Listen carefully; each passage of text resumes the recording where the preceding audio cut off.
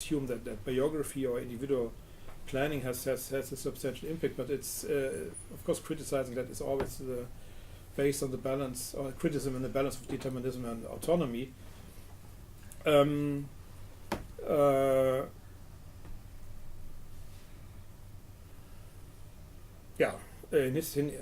Just make it a little bit shorter.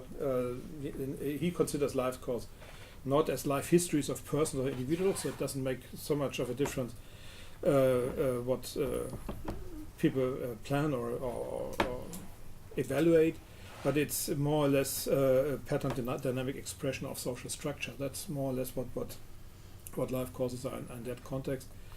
Life courses are product of societies and are a result of social structure, and that's how they are interpreted. In that sense, for example, if you bring it back to ageism, you could think about trajectories and the impact of ageist norms or age stereotypes at different stages in history, and could also analyze how that has an effect on individual decision making and individual transitions in certain life phases, for example in retirement, but also when it comes to other life events or decisions in later life. In that sense, life courses then serve are seen as mechanisms for generating social structures, and then the relation to historical time is crucial, and because we have life course regimes, life course sets of norms, and we have life course patterns that are dominant and in society and have an impact. If you look into the article, then he also tries to build up a history, or how can you describe it, as a sequence of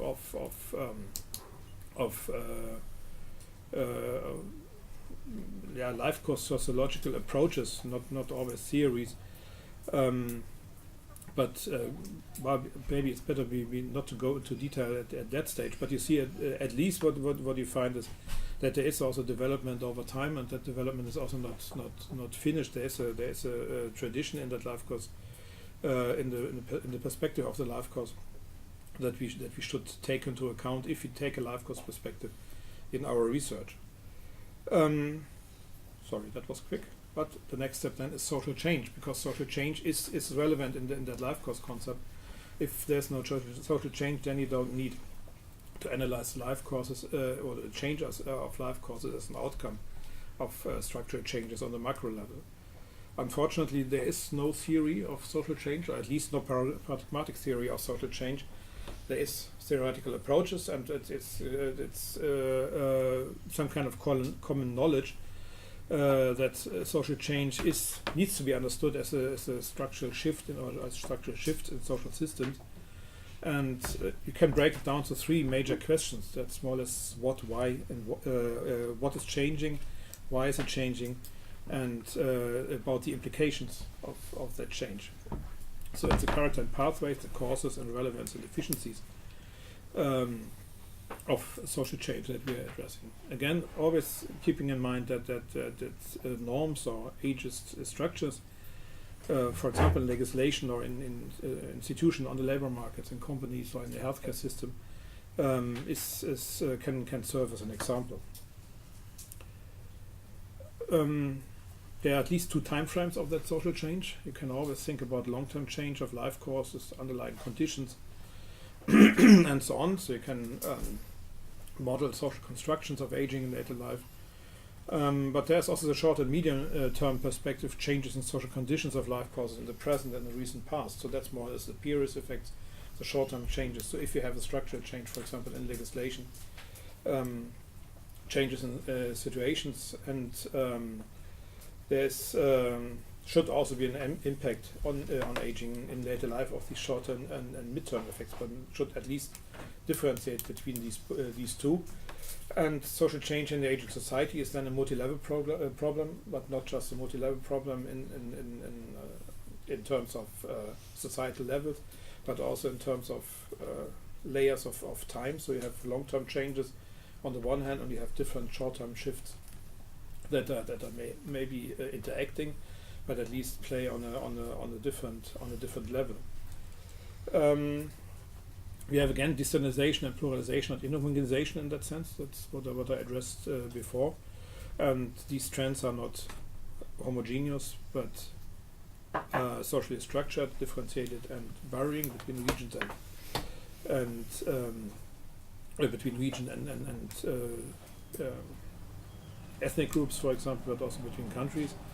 And so social change should not be addressed as just one homogeneous trend. And it got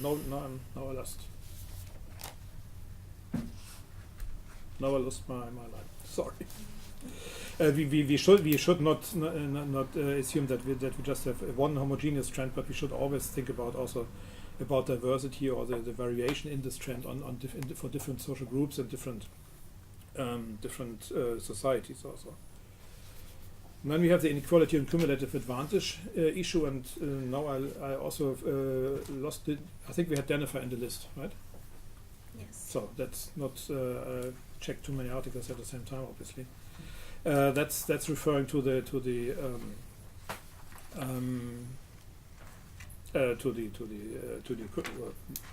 that refers to the cumulative advantage perspective.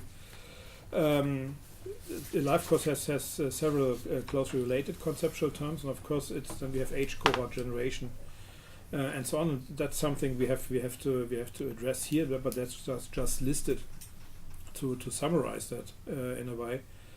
And time is defining positions and allowing for dynamics in that sense.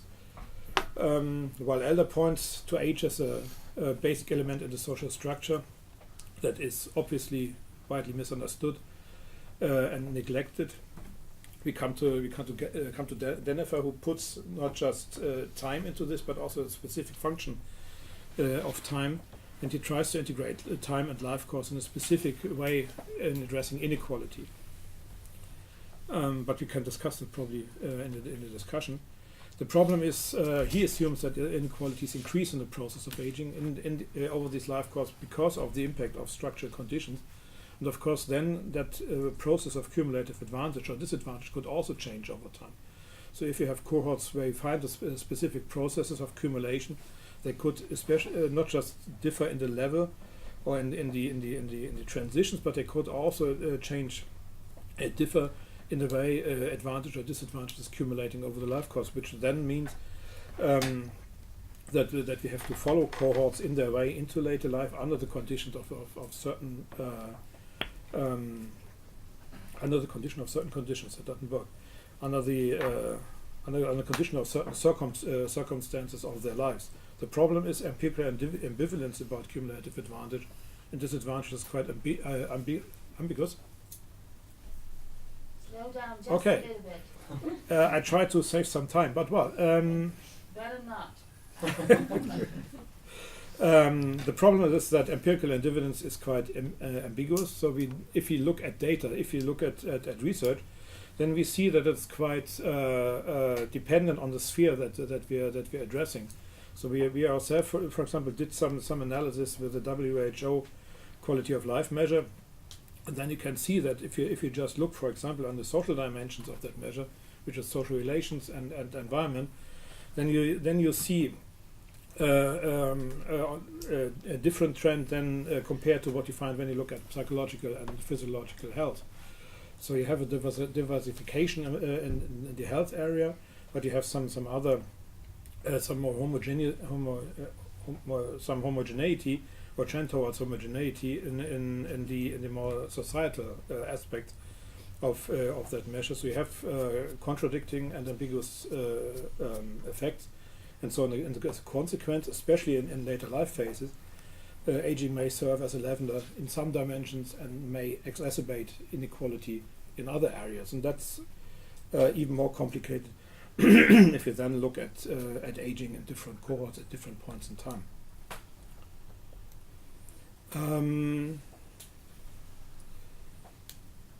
Cumulative advantage theory is connected with theories of aging, of course. That's why it is here in a logical, theoretical, and empirical way, and both relate to the passage of time. It's not necessarily directly something that only refers to aging. But if you look at cumulative processes, they of course become more interesting after a certain point in time, because that accumulation takes time. It doesn't make sense, so much sense to look at it in earlier life stages, because then the time used for that process is not so long. But structurally, you could also argue that it's not an aging theory. Nevertheless, the introduction of these thoughts, and that started in the early 2000s, but was then also refined in many other later articles after that. Quite well-known article from 2003 that added substantially to issues of diversity and inequality in aging research, and I think it was quite a step forward to conceptualize that in a way. The question, and that's something also what I think is still under discussion, or still partly unclear for me, is what is the main basis for that cumulative advantage or disadvantage for the accumulation process, and what is the suggested directions for further research in gerontology that derives from that. So what is it that we should address or that we should research on the basis of that cumulative advantage disadvantage assumption? And again, cumulative advantage is still under discussion in social gerontology, and beyond aging as a leveler and aging as a driver of inequality, is also the issue of age specificity of inequality in old age. It could be that cumulative advantage takes place, so we have accumulation process, but it's widely irrelevant because new relevant dimensions of relevant dimensions that are relevant for outcomes like well-being or life satisfaction step in, that were not relevant at earlier stages, and that those dimensions where you see accumulation of advantage or disadvantage do not play any important role in later life. Because again, what we saw in our own research also with the WHO measure was that these dimensions that become more relevant, more unequal, lost relevance for the overall outcome in quality of life in that measure. So there is ambivalent evidence for this. Nevertheless, these processes take place, and that's why I was a little bit quick. Is because I was not sure if there's still enough time to continue with an example. Is there time? Do you want to have an example, or do you want to just start the discussion? Okay, but you know the example already, so it's nothing for you.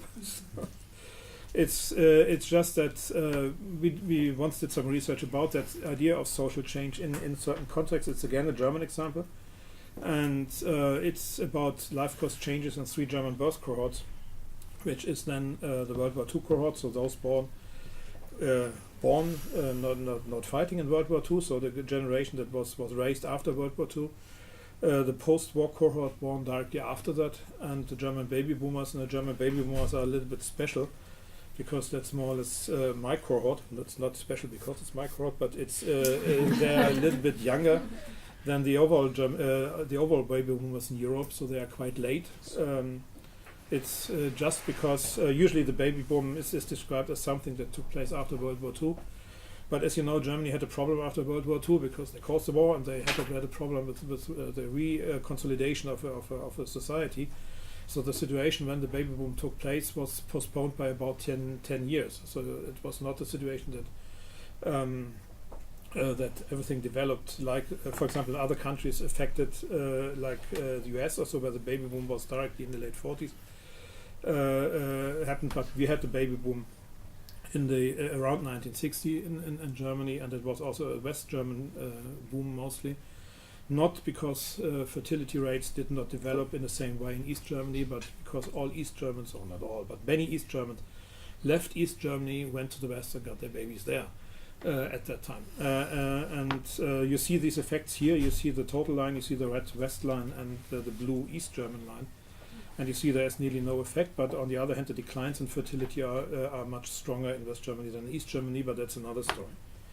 That's just the historical condition. So you have the historical condition of these cohorts, and you could even assume that some of the World War II cohort members are parents of the baby boomers already, but that's not completely true because it was mostly the cohort before. We thought about their current and future outcomes in later life, and thought about what the location of these three cohorts in history may have an effect.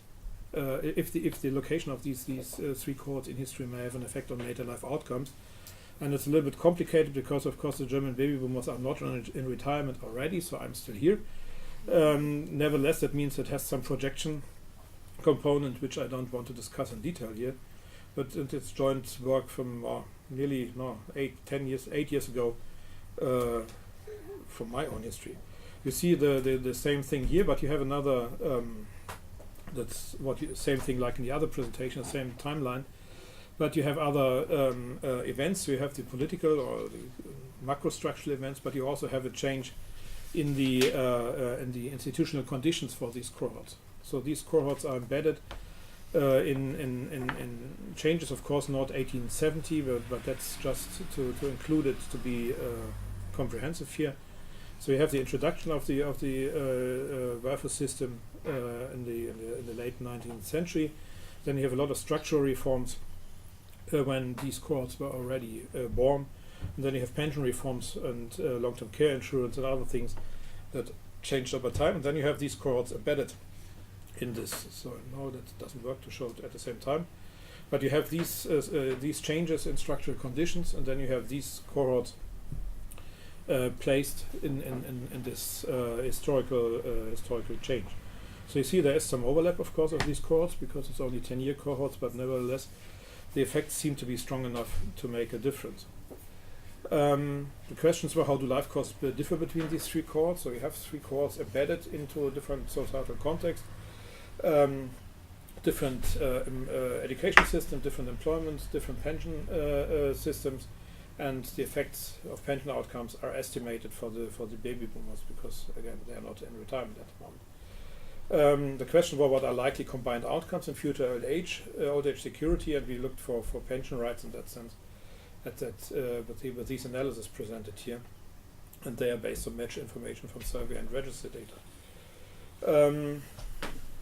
What we see is that we have strong decreases in employment, or shifts in employment over time. Long-term form employment gets less frequent over time for all groups, and men in West Germany are an exception with stable full-time employment. So you have not just a time effect, but you have also a time effect that is moderated by gender and region. So it's not just the unique an overall effect, but it's quite unique for subgroups. And you could even go into details here to show that it's not just the West German man, but it's again that there's also an education effect in it. And the education effect is also different between East and West because education doesn't even mean the same in East and West, which is also connected to the system change, so that some types of education don't have the same value anymore.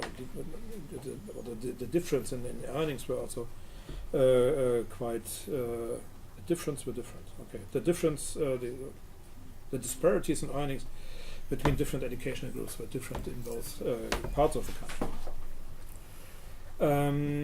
Then we have something similar for the women. So we have discontinuity is increasing over time, but it's mostly for those in the West, in the East. And you also see the effect of a strong period effect. Of course, German unification was a period effect for